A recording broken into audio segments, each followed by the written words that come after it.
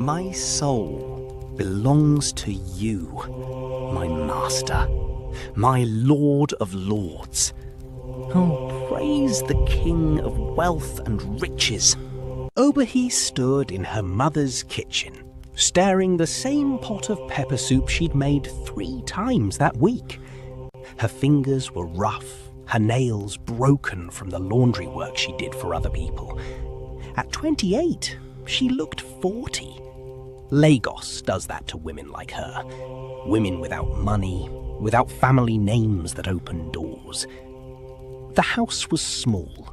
So small that when her younger brother came home drunk, everyone in the 3 rooms could hear him crying about another job rejection.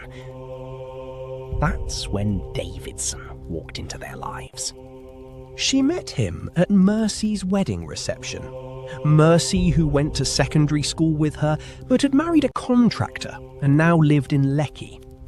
Obehi had come to serve the food, not to celebrate. She was wiping condensation off a glass when a voice came from behind. That dress shouldn't be on someone in the kitchen. She turned.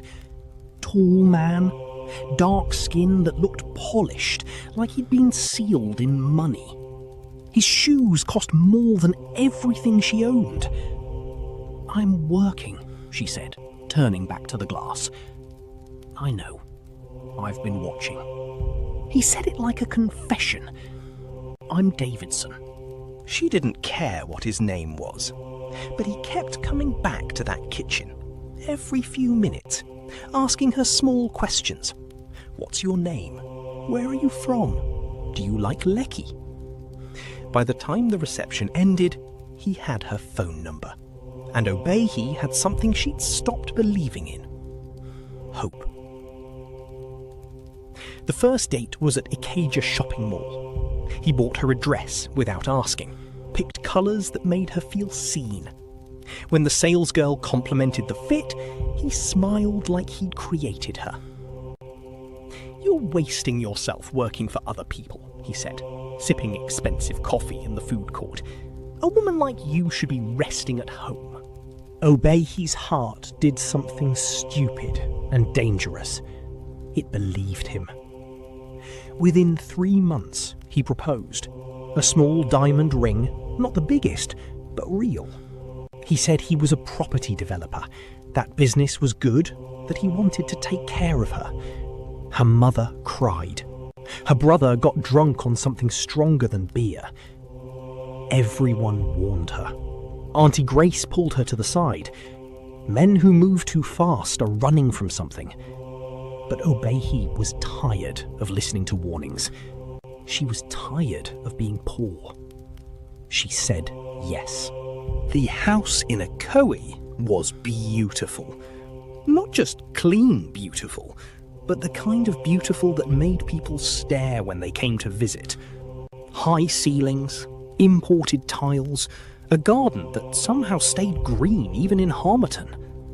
Obehi bought furniture, expensive things she'd only seen in magazines. She filled the kitchen with new pots, new dishes. She hired a house help because Davidson said her hands shouldn't know work anymore. "You're my wife now," he'd say, running his thumb across her cheekbones. "You're my treasure." Her mother moved into the guest room. Her brother got a car.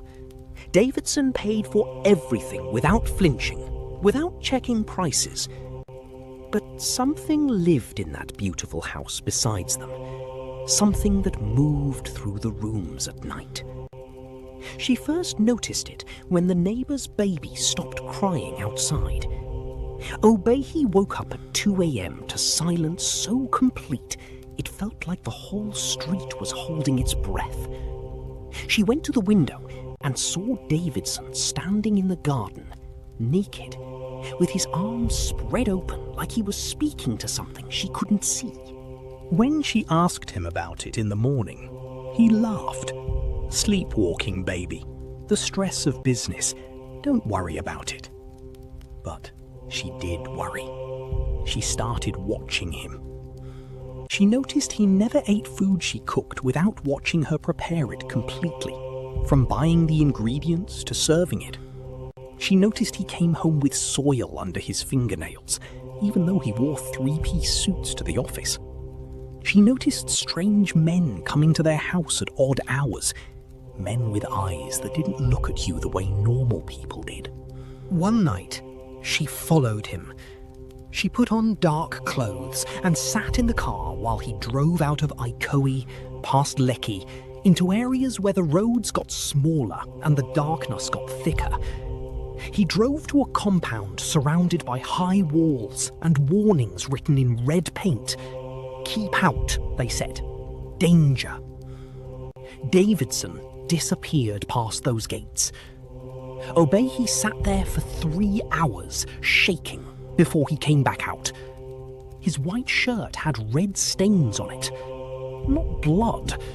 The stains were too dark, too thick. He walked to the car like nothing had happened, got in, and drove home in silence. She pretended to be asleep when he came to bed. Obehi stopped asking questions. That was the beginning of her destruction. Instead, she told herself stories. Davidson had business in strange places. Import-export, he explained when she asked. The red stains were paint. The midnight prayers in the garden were just him connecting with his spiritual side. The men with empty eyes were just his partners. She made herself into something smaller, something that could fit inside these lies. Her mother wasn't as good at pretending. One morning, Mama sat in the kitchen with Obehi while the house help was out. The light was coming in yellow and sad through the windows. "Daughter," Mama said, and just hearing that word made Obehi want to run. "Where is this man's people?" "His family lives abroad. I told you." "You told me what he told you. I'm asking you what you know with your own spirit." Mama reached across the table and grabbed Obehi's wrist. "I dream about this man every night. Bad dreams, the kind where you're running and your legs won't move." Obehi pulled away. "Mama, please. I'm happy. Why do..." "Because I'm your mother, and I can see trouble coming from far." Mama's voice was steady. "This man doesn't have a light in his eyes, Obehi. Something hollow is walking around in his body." "Stop it!" Obehi stood up. "Stop making up stories because you're jealous that I'm not poor anymore." The words hung in the air like something that could never be taken back. Mama's face closed. She stood, smoothed her wrapper, and went to her room. She didn't come out for 2 days. That same week, Obehi's best friend Tunde came to the house. They'd known each other since secondary school. Tunde was a lawyer who'd actually made something of himself. He sat in the sitting room, looking around like the beautiful things were making him uncomfortable. "You look good," he said finally. "Healthy." "I'm happy," she said, but her voice sounded like she was trying to convince both of them. "Are you?" He leaned forward. "Obehi, I've been doing some asking around about this man, about his business." Her heart started beating wrong. "What are you talking about?" "There's no property development company registered to any Davidson in Lagos. I checked everywhere. I called my contacts. Maybe it's under a different name." "Obehi." Tunde grabbed her hand. "Please, come away from here. Stay with me for a while, just until we figure out what's happening." She could have said yes. That moment was a door that could have opened to a different life. But she looked at her engagement ring, real diamond, real gold, and she thought about the respect people showed her now, the way the market women addressed her as madam, the way her mother didn't have to work anymore. I'm fine, she said, taking her hand back. Stop trying to scare me. Tunde left without finishing his drink. The first time Obehi saw the girl, she was leaving Davidson's office building. Young. Couldn't have been more than 22. Beautiful in a way that looked like money had never touched her face. Innocent. Davidson came out 10 minutes later, and the way he looked at that girl made Obehi's stomach drop. She followed them to a small hotel in Surulere. She sat in the car outside and watched the security guard wave them in without asking for a form or payment. I watched them come out 40 minutes later, with the girl's hair different and Davidson's shirt partially untucked. He came home smelling like cheap perfume and lies. I had dinner with a business partner, he said, kissing her forehead. Import agreements, boring stuff. Obehi said nothing, but that night she couldn't sleep. She lay next to him while he slept, and she thought about how easy it had been for her to ignore the truth, how hunger for comfort had made her stupid. The next day, she hired someone, a young man from her neighbourhood who knew how to follow people without being seen. She gave him money, some of the cash Davidson left around like it meant nothing, and told him to watch for 5 days. The report came back brutal and clear. The girl was named Chioma. Chioma, who worked at a salon in VI. Chioma lived in a small apartment in Yaba that Davidson paid for. Chioma, who wasn't the only one. There was also Blessing. Blessing, who worked as a receptionist somewhere. And Amara, a student at Unilag who showed up at the hotel every Wednesday and Friday. Obehi looked at the photographs the man had taken and felt something harden inside her chest. It wasn't just anger. It was the understanding that she'd chosen to be blind. That Davidson hadn't fooled her, she'd fooled herself. She waited 3 days before she said anything. She sat in the sitting room, in the dark, waiting for him to come home. When he walked in, he turned on the lights, and she saw him react to seeing her there. Just for a second, a small flash of something like fear, before the mask came back. "Why are you sitting in the dark?" He dropped his briefcase, started loosening his tie. "Where were you today?" He stilled. "At the office. Why?" "Which office, Davidson? The one you don't have?" She saw his jaw tighten. "What are you talking about?" "Chioma. Blessing. Amara." She stood up. "How many women have you been keeping? Or does it matter because we're all just things you bought?" Davidson walked to the bar without answering. He poured a drink. When he turned back, his face had changed. The softness was gone. What was left was something that looked carved from stone. "Is that what you think?" he said quietly. "That you're some kind of special thing I paid for?" "Aren't I? You took me from nothing, and I became yours. You gave me a house and new clothes, and my mother stopped working. And all the time, you were in hotels with other women." "I was in hotels with women?" He laughed, actually laughed, and it was the cruelest sound she'd ever heard. "Obehi, you have no idea what I do. You don't want to know. You just wanted the money. You wanted to be comfortable."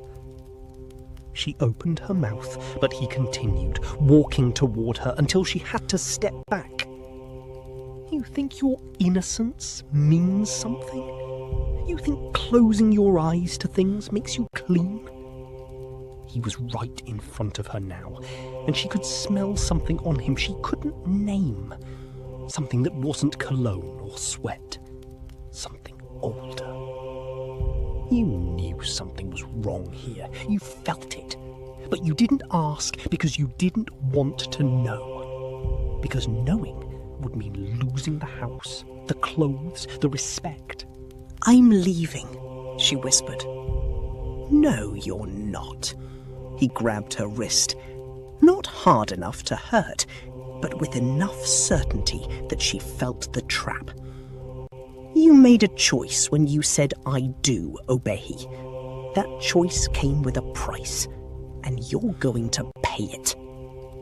He let her go and walked upstairs. She stood there, shaking, and realized something that would never leave her. She'd made a deal with something that wasn't quite human, and the payment wasn't finished. Obehi didn't leave. She couldn't say why, exactly. Part of it was fear. She didn't know what Davidson was capable of. Part of it was pride. She couldn't face her mother's "I told you so." And part of it was something darker. She needed to understand. 3 days after the confrontation, Davidson came to her in the garden, where she sat staring at nothing. "I want to show you something," he said. She should have refused, should have run. Instead, she followed him to the basement of their house, a basement she'd never really explored, having been told it was just for storage. It wasn't. The walls were covered with photographs, newspaper clippings, documents, pictures of people, hundreds of people. Some had lines drawn through their faces, some had dates written under them, some had prices. "This is my business," Davidson said, and his voice sounded tired, like he was relieved to finally be honest. "Not property. People." Obehi felt the ground move. "I take people. I take people. From the street, from poor families, people nobody important will miss. I take them to the compound you followed me to, and I..." He paused, searching for the right word. "Prepare them." "For what?" She could barely hear her own voice. "For people who want to be rich. People like you." He turned to face her, and his expression was almost sad. "There's a price for money, Obehi. There's always a price. For every woman who gets to stop working, someone has to disappear. For every car, every house, every piece of jewelry, that's a life." "You're a killer," she said. "I'm a businessman," he corrected her, flatly. "Just like you're a wife. Just like the women I keep are mistresses. Just like your mother is comfortable in that guest room because someone else stopped being comfortable anywhere." She ran upstairs and locked herself in the bedroom. For 2 weeks, they lived like ghosts in the same house. Obehi didn't eat. She didn't sleep properly. She'd wake up at night and wonder if Davidson was standing over her bed, deciding if she was too much trouble, if she needed to disappear too. Her mother found her like this, hollow and haunted, and without asking any questions, she began packing her things. "We're going," Mama said. "Where? He'll find us. You heard him. He can make people disappear." "Then we'll disappear too, before he makes that choice." Mama's voice was steady, the voice of a woman who'd survived harder things than this. "Pack what you can carry." But Davidson stopped them at the door. He stood there, blocking the exit, and Obehi thought about running upstairs, locking herself away, waiting for whatever came next. Instead, he stepped aside. "Go," he said to Mama. Then to Obehi, "But you stay." Mama looked at Obehi. In that moment, Obehi understood what real love looked like. It was the choice to stay or to go, not the command to do either. "Go to Auntie Grace in Benin," Obehi told her mother. "Take Mama's jewellery. The blue one in my wardrobe is real gold. Sell it if you need to. Don't come back to Lagos." "Obehi! Please, Mama! Just go!" She watched her mother leave. Then she turned back to Davidson. "Why are you staying?" Davidson asked. It was the first real question he'd ever asked her. Obehi walked to the sitting room and sat down. "Because you'll hurt them if I don't." "Yes, I would." He said it like it was obvious, like she should have known. "Your mother, your brother, that lawyer friend, they'd have accidents. Car crashes, robberies. I'm very good at accidents." She believed him. She'd seen the photographs. "Then what?" she asked. "We just live like this? You, me, and whatever you keep in that basement?" Davidson sat across from her. In that moment, he didn't look like a demon. He looked like a tired man who'd made choices he couldn't take back. "I didn't start out like this," he said quietly. "I wanted to be rich, just like everyone else. I had a mentor, someone who taught me the business. After my first job, I was addicted to the money, the power, the way people treated me." He paused.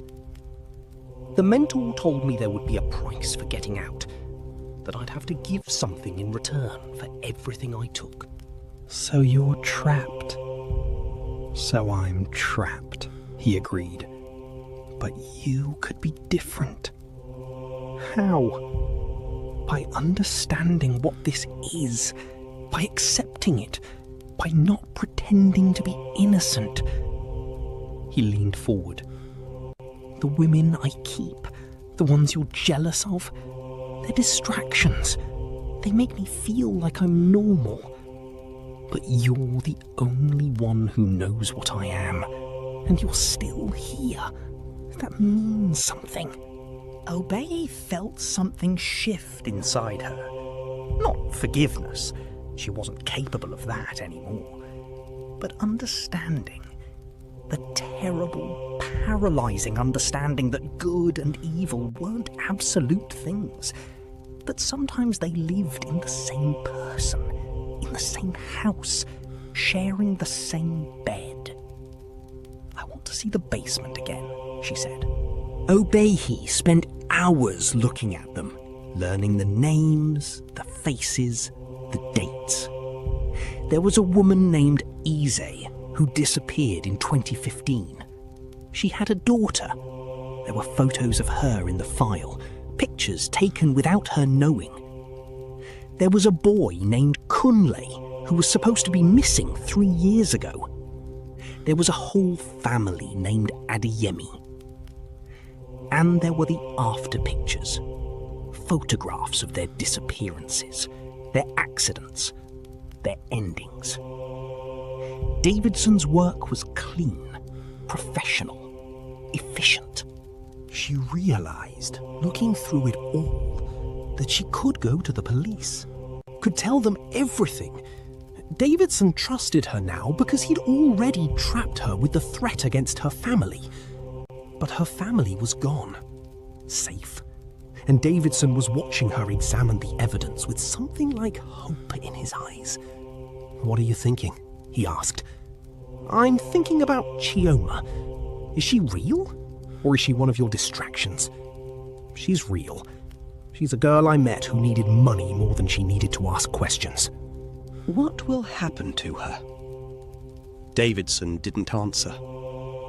Obehi realized, standing there in that basement, surrounded by the evidence of his crimes, that she had another choice to make. She could report him, or she could stay and become complicit in every death that came after, every family that would be destroyed, every person who would disappear. She walked upstairs and locked the basement door behind her. The next morning, Obehi woke to the sound of Davidson in the shower. She got up quietly and called Tundi. "I need you to do something for me," she said, "and you can't ask why." Obehi, "Don't ask, just do it." She gave him the address of the compound. She gave him the names from the photographs. She gave him the basement key, which she'd stolen while Davidson slept. "When you go to the police with this, tell them about the lawyer who tried to warn me. Tell them everything I'm saying on this call." "Where are you going?" Tunde asked. "I don't know yet." She waited for Davidson to come out of the shower. She watched him get dressed, watched him put on his mask of normalcy. He kissed her before he left for work. "I love you," he said. She didn't say it back. The police came at 2 p.m. She watched from the balcony as they broke down the gates, as they brought out evidence, as they arrested Davidson coming out of his car at the office. She watched him see her at the window, watched recognition and understanding cross his face. He didn't resist. He got in the police car with the expression of a man who'd always known this moment would come. At the station, Obehi told them everything. About the business, about the basement, about the women, about Chioma and Kunle and Eze and the Adeyemi family. She testified with a steady voice, the voice of a woman who'd learned that sometimes love and evil came wrapped in the same package, and the only way to stop the evil was to destroy the love. The trial lasted 6 months. Davidson was convicted of murder, human trafficking, and ritual killing. He got life imprisonment.